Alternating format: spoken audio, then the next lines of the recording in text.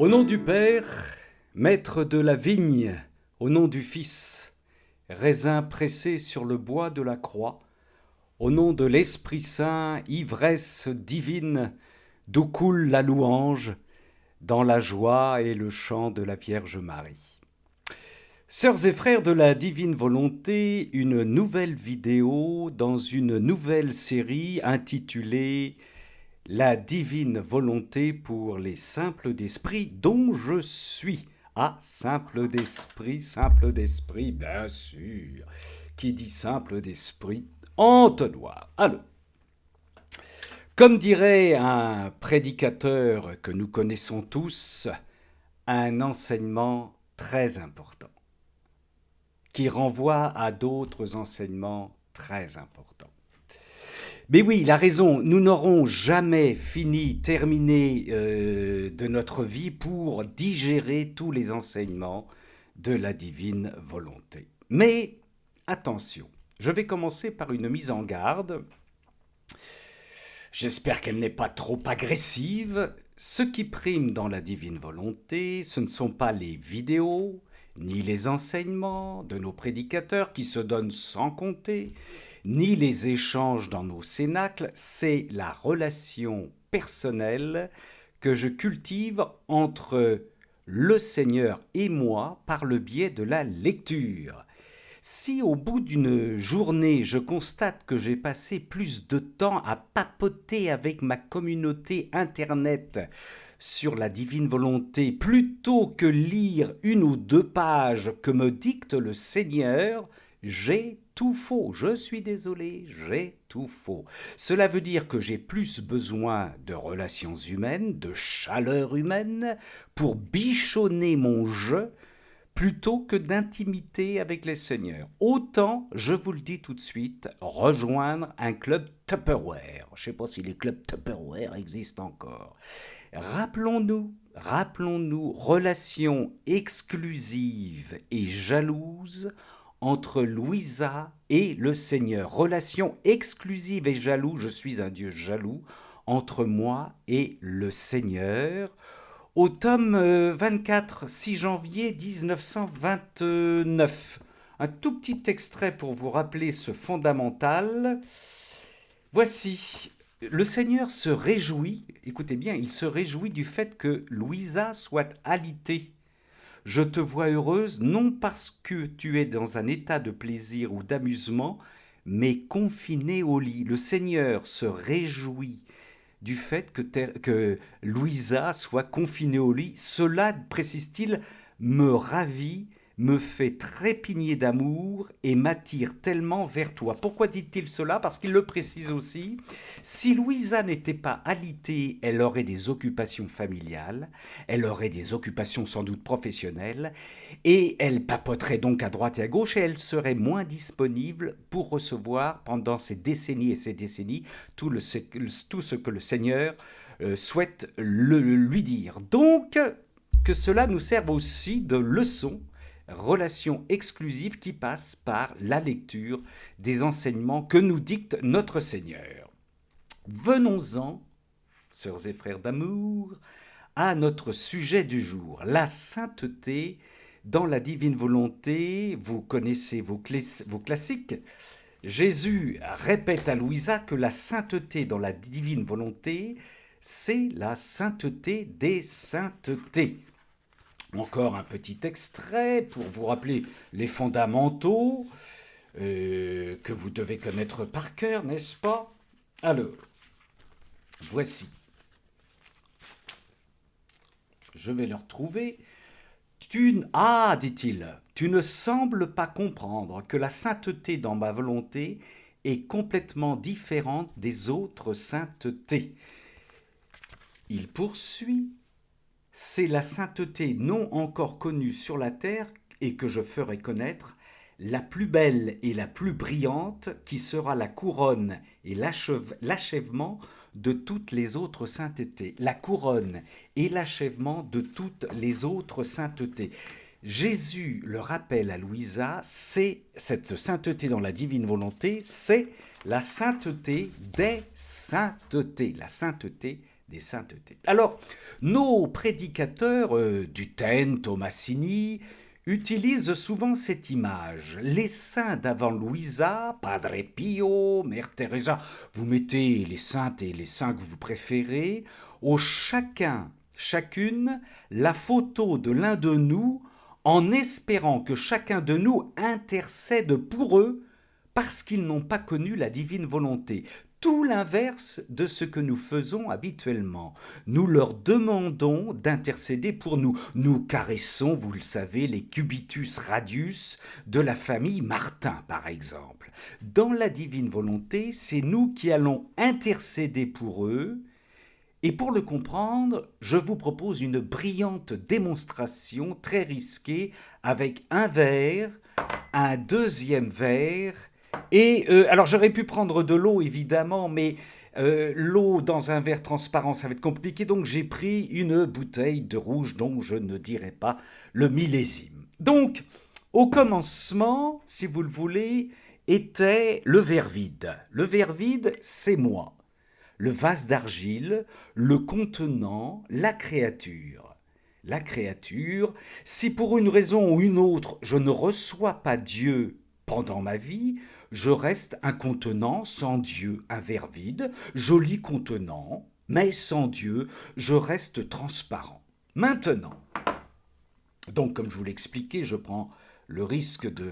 Voilà, ça va être mieux pour la couleur. Si vous avez la télévision couleur, je vais remplir. Voilà, comme ceci. Il faut que j'éloigne la bouteille pour ne pas prendre de risque sur mon clavier. Le vin, la couleur, la saveur, l'ivresse, la joie. C'est Dieu qui remplit mon contenant à moitié. Comment remplit-il ce contenant à moitié ma vie?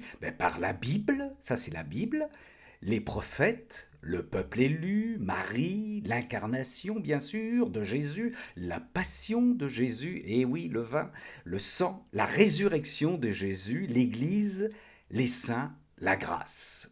Il reste vous le voyez bien là, le à moitié vide qui représente mon humanité, ma volonté humaine, la volonté humaine des saints qui ont précédé Luisa Picaretta. Thérèse qui s'oblige à ramasser une épingle avec amour, c'est là, vous voyez, là c'est mieux, là, on voit mieux là, d'accord. Tel saint qui, lorsqu'il est saisi d'une pulsion sensuelle, se roule les fesses à l'air dans les orties pour se calmer, c'est ici que ça se passe. La Madre Teresa de Ávila, qui fait des kilomètres à travers l'Espagne pour accoucher de ses monastères, c'est là que ça se passe, des actes produits par la partie transparente qui représente la volonté humaine, héroïque, des vertus durement arrachées et entretenues, chapeau, chapeau, chapeau. Qui de nous se roulerait les fesses à l'air dans les orties pour calmer ces démangeaisons érotiques, je vous le demande. Donc c'est du costaud. Résumons. Avant Louisa, la sainteté égale un mélange de grâce, le fondement, la présence divine, et un mélange de volonté humaine. Je pose mon verre pour animer mon prompteur et ne pas prendre de risques. À partir de Louisa, Jésus vient tout bouleverser. Il nous propose la radicalité suivante. Tout ce qui est vide, transparent, qui représente notre volonté humaine, par l'intention, le bon vouloir de la créature, nous le laissons remplir par Dieu, par sa volonté, par sa sainteté. Autrement dit, tout son contenant est rempli par Dieu. J'y vais. Voici Dieu. Alors pour cela, évidemment, je vais arrêter là parce que c'est trop risqué, vous comprenez, vous vont faire comme si c'était... Voilà. J'ai évidemment... Je suis plein de Dieu. Ah oui, je suis plein. Je suis complètement plein. Si après cette démonstration, je me fais arrêter par les gendarmes, je peux leur dire, brigadier, je suis plein, je suis complètement plein de Dieu, et vous, vous êtes à moitié vide. Ou encore, voilà, je suis plein, je suis dans la joie, dans la paix, dans l'euphorie. Je ne suis plus ce chrétien qui dit, je suis dans la joie, dans l'attente de la résurrection. Espérance, foi et charité. J'attends la vie du monde à venir. Amen. Non, non, non, non, non, non. Alors, venons-en maintenant à l'attente des saints avec nos photos dans le ciel. Les saints, alors attendez, il faut que je reprenne un deuxième vers. Bah oui, il y a des moyens pédagogiques pour cette formation. Le problème, c'est qu'il va falloir que je vide tout ça après, mais enfin, je le ferai hors antenne, bien entendu. Donc, les saints d'avant Louisa sont saints par le contenu rouge du verre et par le contenu transparent de leurs vertus héroïques. Ils ne connaissent pas l'overdose de sainteté divine, le verre plein. Voilà, pour vous faire une... Voilà, vous voyez la différence. Vous voyez la différence. Voilà. Bon. Donc, ils attendent démonstration à la pluie que par mes prières, eux ils sont au ciel et moi, rempli de volonté divine, ils attendent que je remplisse avec le contenu de ma sainteté divine leur contenant. Ils nous le réclament avec impatience. Voilà. Voilà. Oh là là là là là. Voilà. Voilà. Plein par terre. Et attention, attention. Plus je verse de mon contenu divin dans leur contenu héroïque, moins mon verre se vide. Mais oui, parce que Dieu est toujours là, la volonté divine, elle est continue. Donc, je remplis le verre des saints et je remplis mon verre à chaque fois, car Dieu est toujours là. Donc, la sainteté dans la divine volonté me ramène à l'état où la créature vivait avant le péché de notre frère Adam. Adam a connu le verre plein. Il a connu le verre plein. Mais à un moment, il a vidé la moitié de son verre par terre pour contempler sa transparence. Il a préféré idolâtrer le contenant plutôt que de continuer à admirer le contenu. Et depuis, nous trinquons. Voilà. Donc, tu vas pouvoir couper, Philippe, parce que j'ai les mains pleines. Mais avant, je vais vous lire un petit extrait. On va se quitter, évidemment, pour fêter ça, pour arroser ça d'une certaine manière. On va finir par un autre extrait que j'espère que je vais retrouver. Voilà, c'est ici. C'est Jésus qui parle à Louisa, bien sûr. Écoutez ça un petit peu. « Je suis le Dieu de fils et de filles, non d'esclaves. Je suis le roi qui laisse tout le monde régner. Il n'y a aucune division entre moi et eux. En eux, la connaissance de mes biens, de ma volonté et de mon bonheur est si grande qu'ils en sont remplis à bord, au point de débordement. Je répète quand même, qu'ils en sont remplis à ras-bord, au point de débordement, si bien que leur volonté ne trouve pas de place pour agir. Bien qu'ils soient libres, la connaissance d'une volonté infinie et les biens infinis dans lesquels ils sont plongés les conduisent avec une force irrésistible à utiliser leur volonté comme s'ils ne l'avaient pas. Cela en parfait accord avec leur volonté et en considérant cela comme leur plus grand privilège et leur plus grand bonheur. C'est au tome 17, Sœurs et Frères, le 30 mai 1925. À la vôtre, soyez bénis. Philippe, tu peux couper.